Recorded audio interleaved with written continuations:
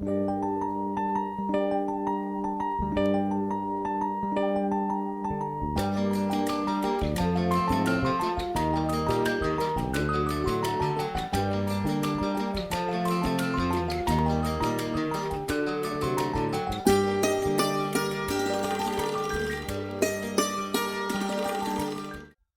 let's look at non-formal education. The right to basic education is a widely considered fundamental human right, and it is an essential precondition for the progress of the nation. The existing formal education system has not been able to cater to the needs of the Indian population. The Constitution of India in Article 45 mentions compulsory primary education for all children up to 14 years of age. This has not been possible even after 52 years of independence. This has created the need for a new, revised educational system concentrated mainly on the rural poor who are outside the mainstream of formal education. The new system is known as non-formal education. It is outside the formal education programs. It imparts continuous education to the participants irrespective of their age, sex, and educational background. Non-formal education has varied contents in which socio-economic, political, and cultural factors are closely connected.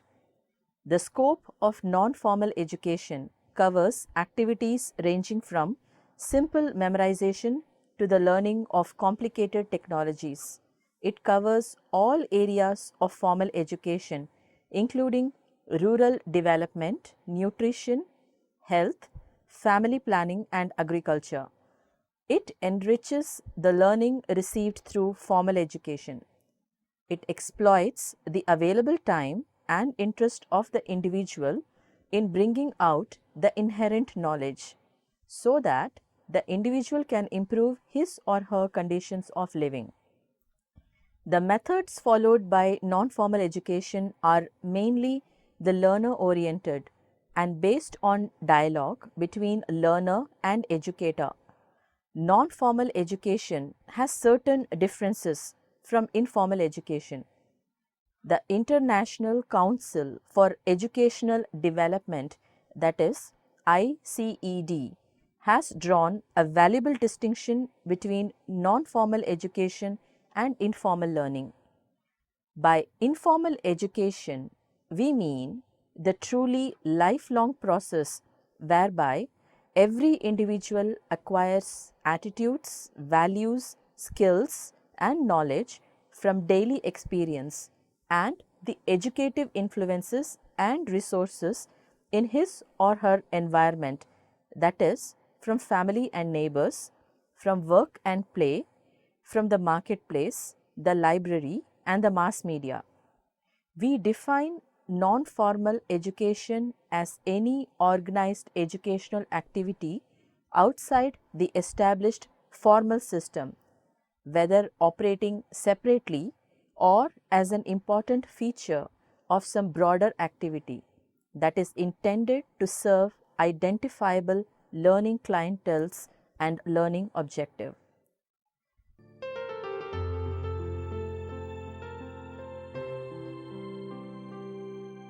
Covers all the important educational objectives of imparting knowledge and skills. The history of non-formal education in India shows that non-formal education was used in the early Vedic period without being called so. The present nomenclature and concept came to India in the early 70s when, at the UNESCO-sponsored seminar, the out-of-school education was stressed as a strategy of ever-eluding objective of universal elementary education. At the seminar, the term informal education was proposed, but the participants rejected it because it had the connotation of incidental educative purpose. Therefore, a new term, non-formal education, was proposed and accepted. Over 40 years after the seminar, it bears a wider meaning and its scope is spread from the least extreme of literacy to the last stage of media education.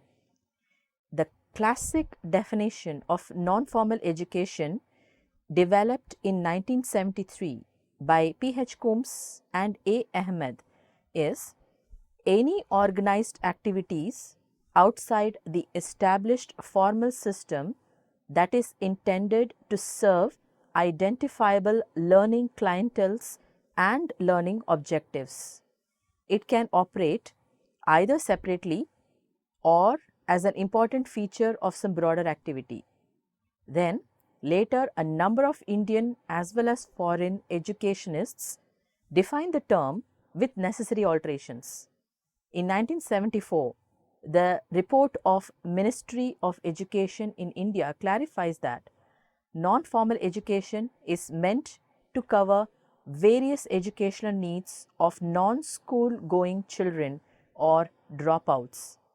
These programs are supposed to be differentiated based on conditions prevailing in various environments. These are oriented to help children to improve their work, earnings, health, family life, understanding of the natural and social surroundings. In the year 1978, the document of UNESCO's regional office at Bangkok mentions some general objectives of non-formal education programs intended to promote awareness through pre-literacy education and acceptance of learning as a means to individual and national development, to provide equal educational opportunities for all, and through them more equitable distributions of gains and employment avenues, to establish national infrastructural needs and manpower, as well as to make communities self-reliant through improved management skills involving them in planning, organization and implementation of the programs, to effect transfer of technology to a more need-based area of activity, to mobilize existing potential local resources in the community, and to promote programs for non-formal education directly linked to productive skill and tangible gains. The concept of non-formal education was developed in relation to less developed countries. The villages in India suffer from inadequate education facilities, and so the rural masses are systematically discriminated from the benefit of development. Indian educationists and economists think about the practicability of it. According to Malcolm S. Atsalia, the non-formal education is wide-ranging because it comprehends all learning outside the formal system and has no parameters of time and space. It can be classified for preschool, non-school and under-school children in the age group of 4 to 15, and for youth and adults unschooled or underschooled needing new additional skills in the age group of 15 to 60. Non-formal learning can be classified by the learning content involved into these organized activities, where the major emphasis is on general education and also those where the content is mainly vocational. According to Aravind Chandra, education which is imparted in a free atmosphere without the rigidity of rules and regulations associated with school or college education is termed as non-formal education.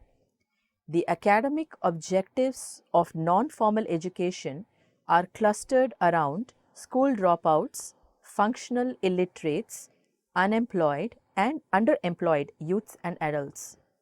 There are a number of educational activities and programs that can be termed as non-formal education, including literacy, adult education, distance education, open university extension facilities, including those of agriculture, health, population education, and so on.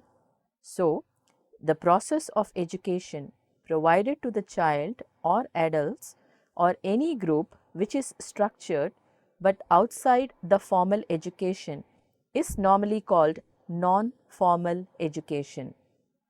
As for the objectives of non-formal education, Dr. Shirur says, the objectives of non-formal education are to provide basic knowledge and skills, practice and attitudes necessary for each group to become conscious of their needs and problems, and also to achieve their individual and social goals. These descriptions prove that non-formal education has become a medium for social change, as the knowledge and skills are needed urgently. So, the process of education provided to the child or adults or any group which is structured but outside the formal education is normally called as non-formal education.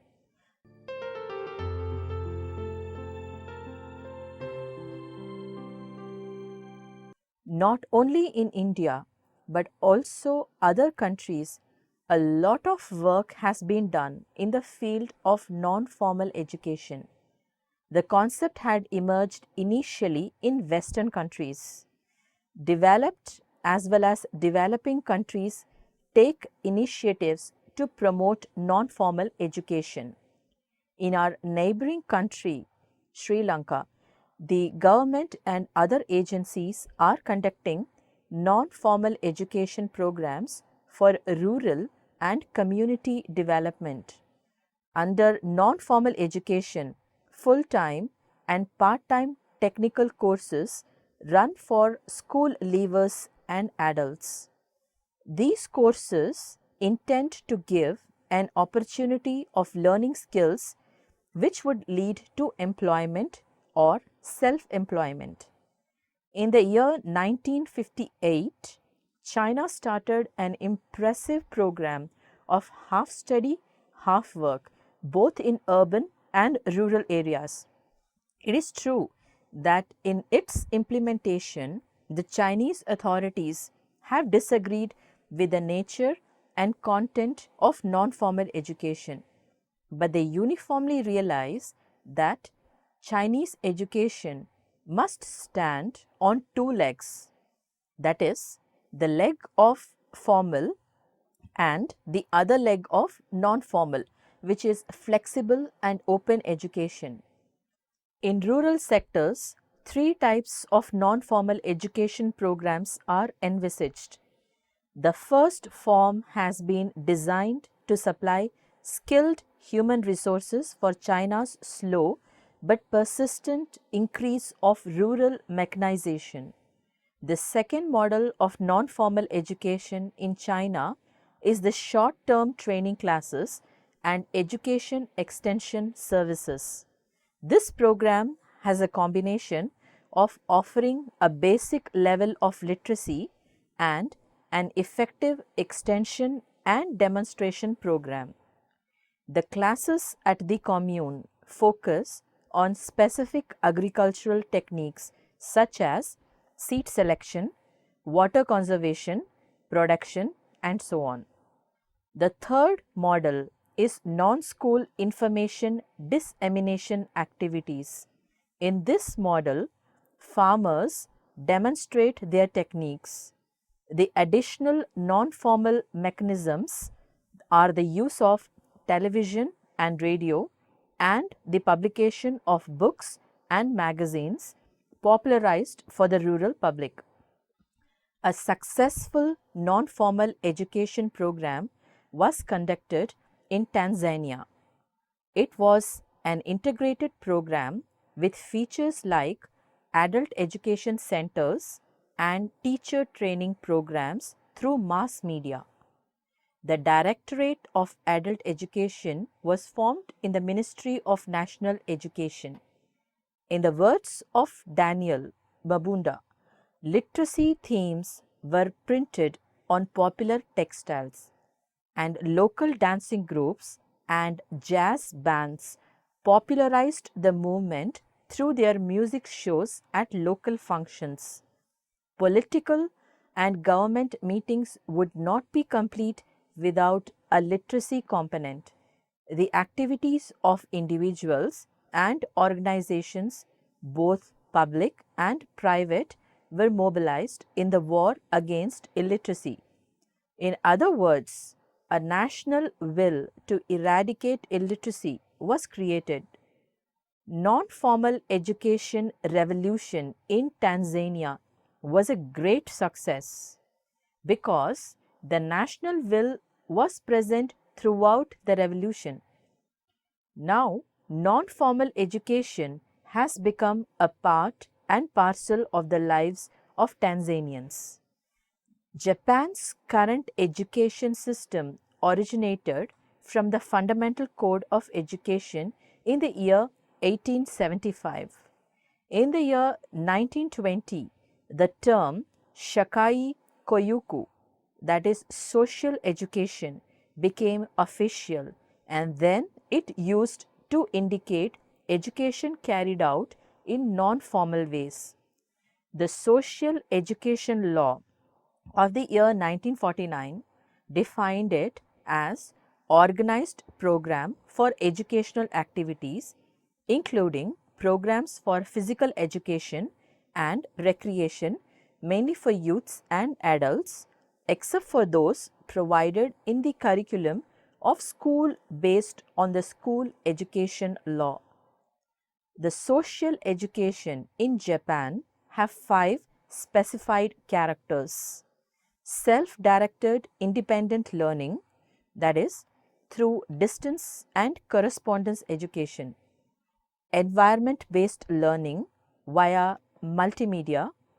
Human relation training, that is group leadership training.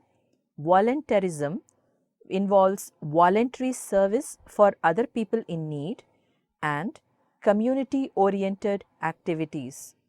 Now, Japan is one of the most developed countries in the world. In short, developed as well as developing countries consider the relevance of non-formal education as very crucial.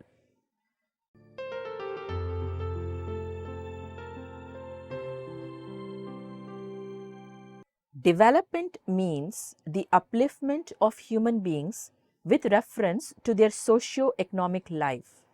In this, education plays an important role. A large section of our population is not able to respond to formal education because of a number of socio-economic problems. But in the case of rural areas, the problem is acute. In this situation, the importance of non-formal education programs cannot be overestimated.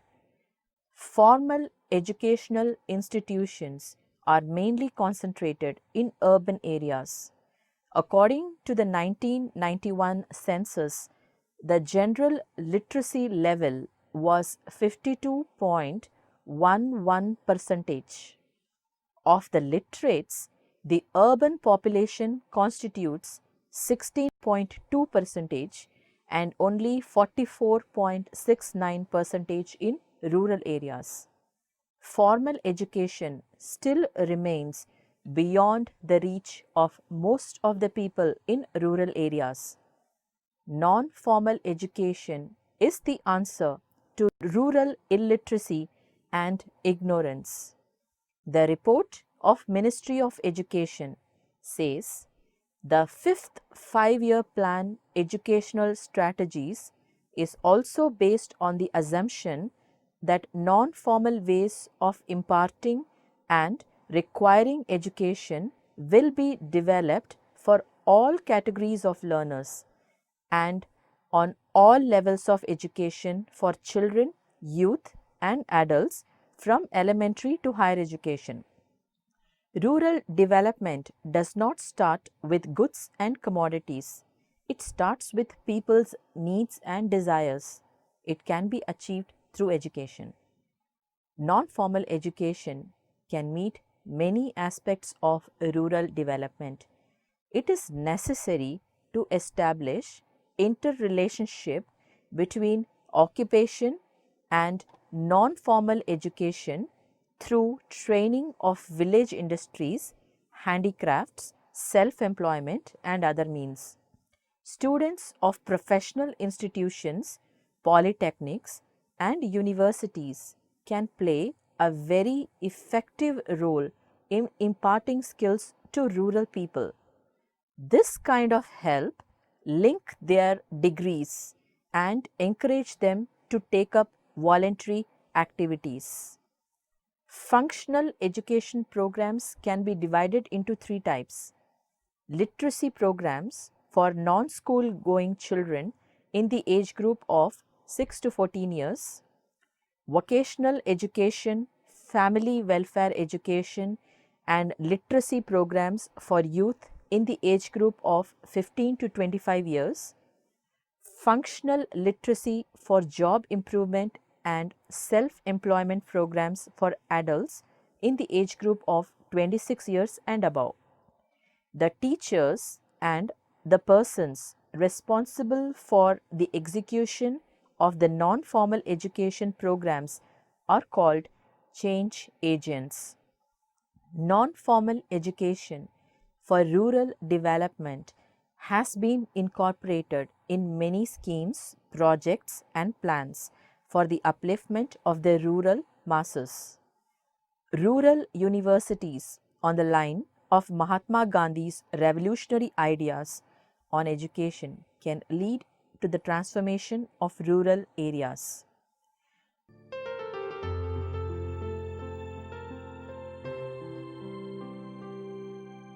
Education is a powerful instrument of national development, economic, social and cultural.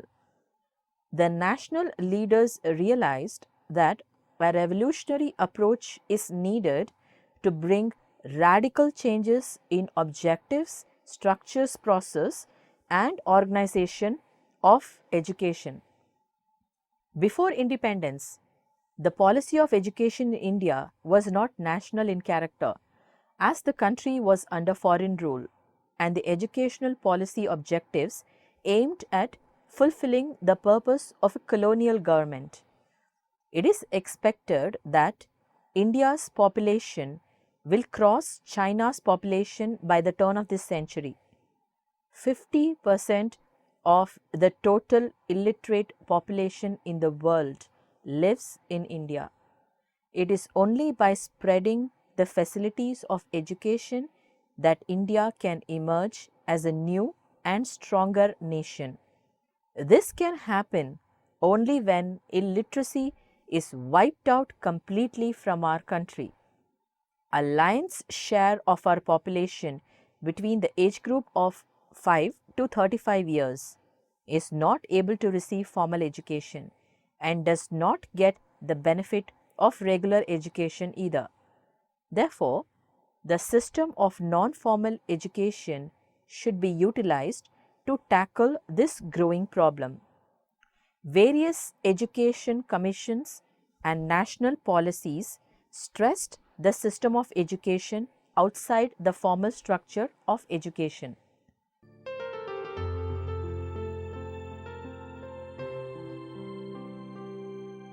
The Education Commission of 1964-66, set up by the Government of India and popularly known as Kothari Commission, recommended non-formal education on a large scale for out-of-school children and adults. The Commission put stress more on literacy, continuing education, correspondence courses and such means. All these were to be linked with adult education programs. The Commission presented that India was more illiterate in 1961 than 1951. So, a massive unorthodox national effort is necessary. All economic and social developmental plans have their human aspect and involve a large number of persons who have had no schooling. It is therefore logical that every developmental project in whatever field should include an integral part and plan for the education of its employees, more especially of those who are illiterate. The Commission also recommends correspondence course for those who are unable to attend regular courses. There must also be a method of taking education to the millions who depend upon their own efforts to study whenever they can find time to do so. Correspondence courses or home study provide the right answer for this situation. Lessons should be disseminated through the media of radio, television, and magazines. The Commission recommended fullest exploitation of mass media of communication, which can be effectively used as a powerful instrument for creating the right learning environment. It can also impart knowledge and skills necessary for improving the quality of work and standard of life of the people. The Kothari Commission has recommended the setting up of libraries all over the country and the use of school libraries for the public benefit. Libraries play a crucial role in imparting knowledge and awareness. Universities can make a valuable contribution to the proper development of non-formal education. The Commission recommended that each university should have a department of adult and continuing education. Our universities can take the role of open universities and thereby grant education to those who want to satisfy their desire for knowledge. It is necessary that this is linked with employment and impart vocational education which possesses potential for future development. In this context, universities should perform certain functions.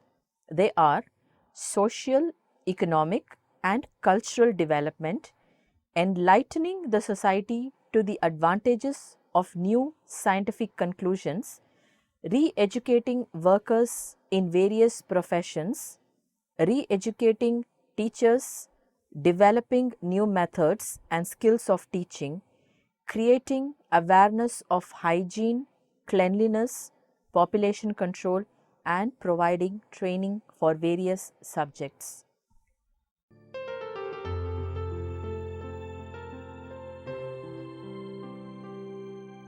The directive principles of Indian Constitution provides the provision of a free and compulsory education to all children up to the age of 14.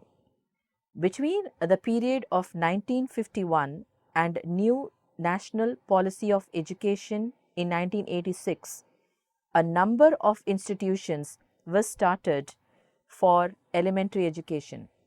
However, this is not fully effective to attain the real goal. The national policies of 1968 and 1979 give much emphasis on elementary education and adult education. The Education Commission of 1966 has rightly stated, education does not end with schooling, but it is a lifelong process. So, in the year 1985, the newly elected Prime Minister addressed the nation to propose a new and dynamic educational policy for India. National policy in 1986 gives greater emphasis on non-formal education. A large and systematic program of non-formal education will be launched for school dropouts, for children from habitations without schools, working children, and girls of whole day schools. Effective steps will be taken to provide a framework for the curriculum, but based on the needs of the learners and related to the local environment. The fifth 5-year plan's educational strategy is also based on the assumption that non-formal ways of imparting and acquiring education will be developed for all categories of learners and on all levels of education for children, youth and adults from elementary to higher education.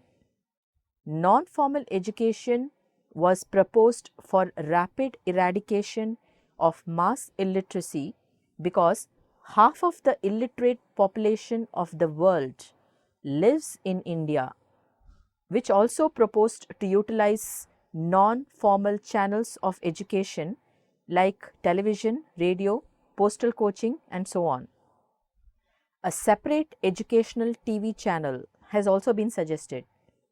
Centrally assisted schemes were introduced for running non-formal education centers in the 10 educationally backward states of Uttar Pradesh, Jammu and Kashmir, Rajasthan, Madhya Pradesh, Andhra Pradesh, Bihar, West Bengal, Orissa, Arunachal Pradesh and Assam.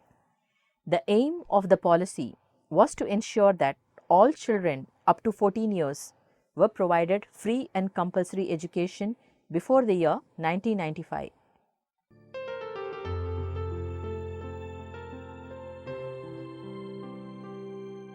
This non-formal education system of centers and facilities will be broadened. It will be brought up to the level of formal educational facilities with specially trained teachers from the community so that children passing out of non-formal education can enter the formal system.